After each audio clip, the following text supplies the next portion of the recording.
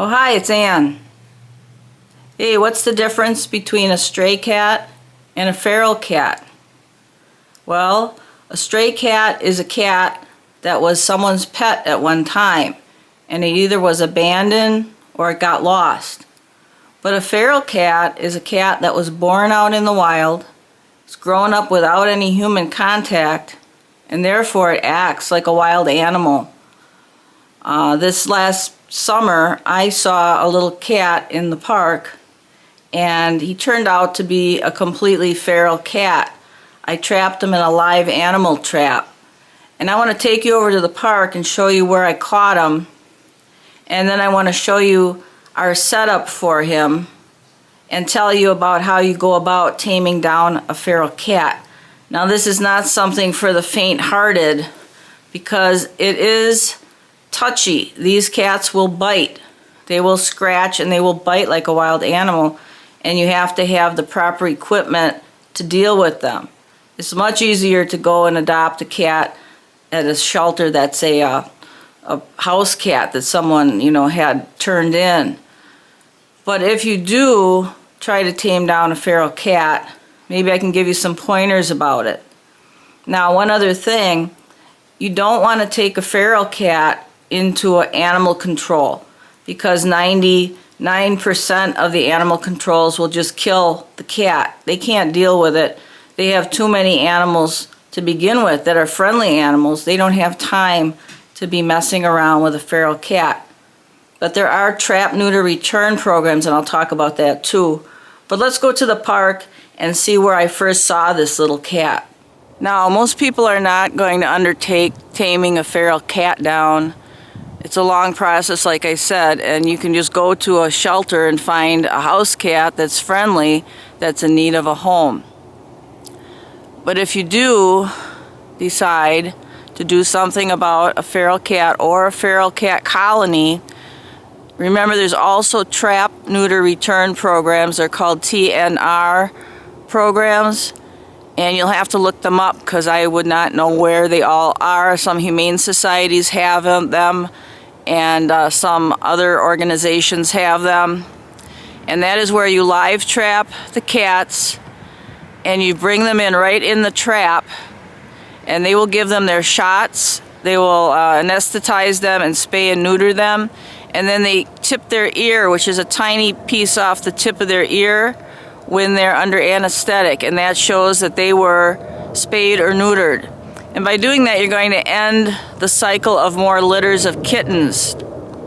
Then when you release the cat, you promise you're going to provide food and water for it outside, and it can live out whatever kind of life it can have out there. So that's another option. For me, that was not an option because I have never seen a cat in this particular park before, and because of the danger of coyotes and the roads, busy roads, I had to catch this little guy. And that's just me because I like a challenge, but it is a challenge, so keep that in mind. And I am in no way endorsing people trying this. It's a very long process, and you have to protect yourself because, like I said, these feral cats have never been in contact with humans. And the one way to kind of earn their trust is with food, with a lot of treats, so that they come to associate you with food. They have to be kept in a cage for months and months. The second thing is getting them spayed and neutered because that's going to get rid of a lot of their hormones, and it's going to calm them down a little bit.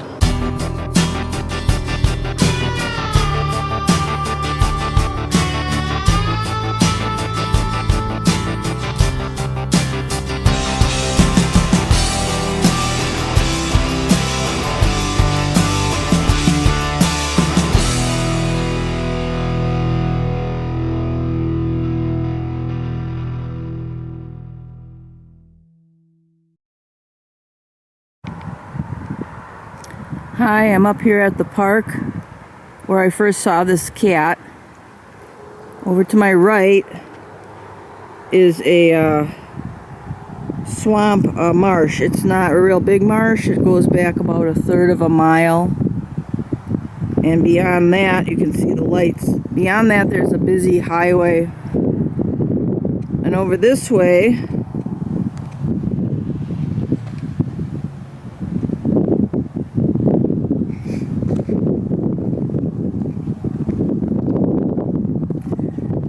the pavilion. Now, I was here at night because that's part of my job. And we got all the picnic tables. They're all piled up now for the winter, but the cat was in those garbage cans over there.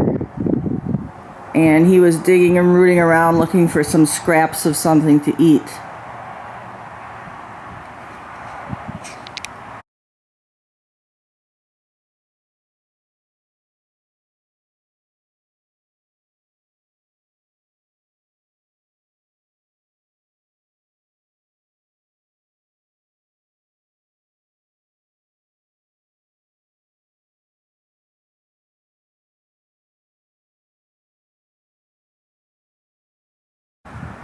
Now these trails that are going throughout the park, I've seen coyotes walking along the trails. Very boldly they walk along the trails. There's a creek that runs through here and goes into the marsh. And this is one of the paths that the coyotes like to take, is right through this park. When I was a kid, we didn't have coyotes around here. There was farmland. It seems with the subdivisions that the coyotes have moved in. And I'm not sure why that is, except maybe they're being driven just into the suburban areas because the suburban areas are expanding outwards. And there's too many people, too many houses all over the place. The population keeps getting bigger. But the coyotes are in these areas now. So I was a bit concerned for this cat.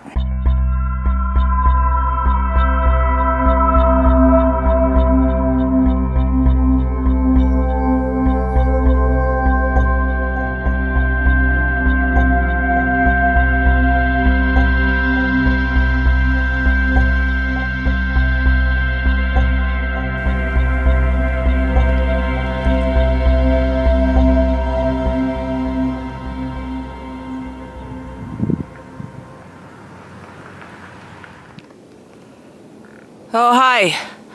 I filmed that sequence back in November, and now it's January, and out here at the park, it's 12 below zero, ordinary temperature. The wind chill's about 25 below. So there's couple feet of snow as well. So it's really hard on a feral cat to survive through these northern winters. And my fingers are just starting to freeze, so I gotta say, let's get back and see how he's doing at the house. But you can imagine him out here hungry with really nowhere to get out of the cold. It would be terrible.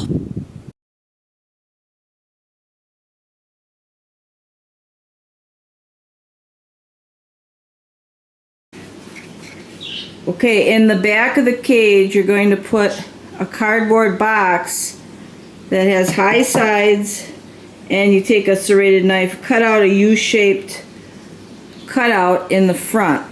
Now this is important because it makes this feral cat feel like it's got a place that feels a little bit more secure. You don't want to just put him in the cage without a box like this. Now don't even bother putting a blanket in the box, because these feral cats, they're used to sleeping out on the ground, in the cold, on hard surfaces. And they'll probably just rip the blanket out of the box the first night. They're going to be scared. Okay, so let's get this into the cage. Okay, now I'm showing you this setup for the cage on the floor because we've already tamed down Oliver. But when we first got him, this cage was set up on wooden sawhorses in our back hallway.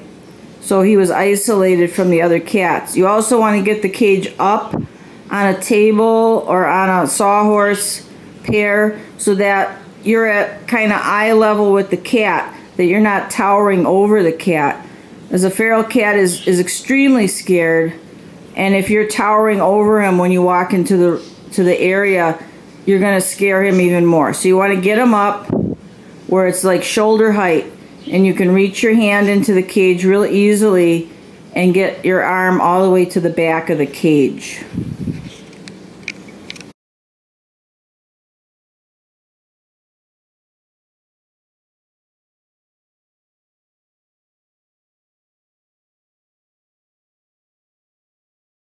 Okay, the first night you have the feral cat, don't even bother putting in food or water for him. Now that sounds harsh, but he's going to be too scared to eat.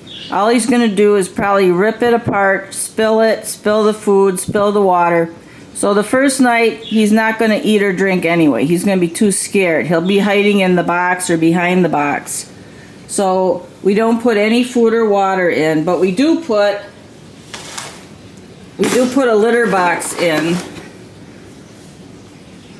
so that he has a place to go to the bathroom, of course. Okay, so here's the setup for a feral cat. No food or water the first night, just a box and the litter box. You're just gonna let him sit and calm down for 24 hours.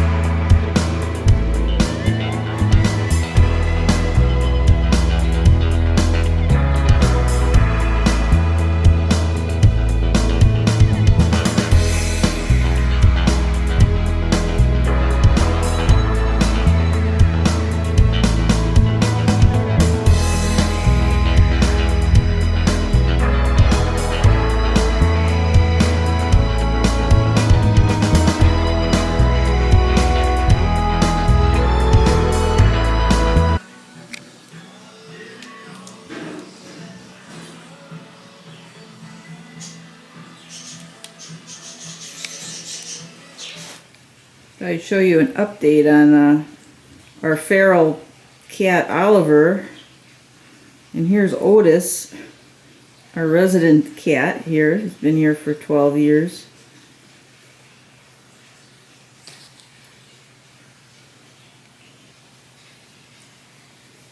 And Otis is giving him an ear cleaning. Otis is acting like a mom. Oliver's so tiny, but at the vet they said he was between 1 and 2 years old. And he loves Otis. Oh my goodness. He follows him around like a little shadow.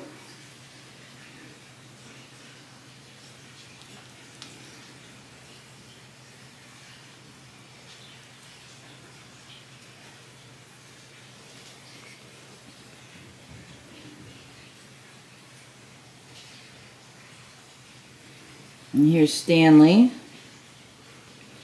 Here's another stray we took in this summer.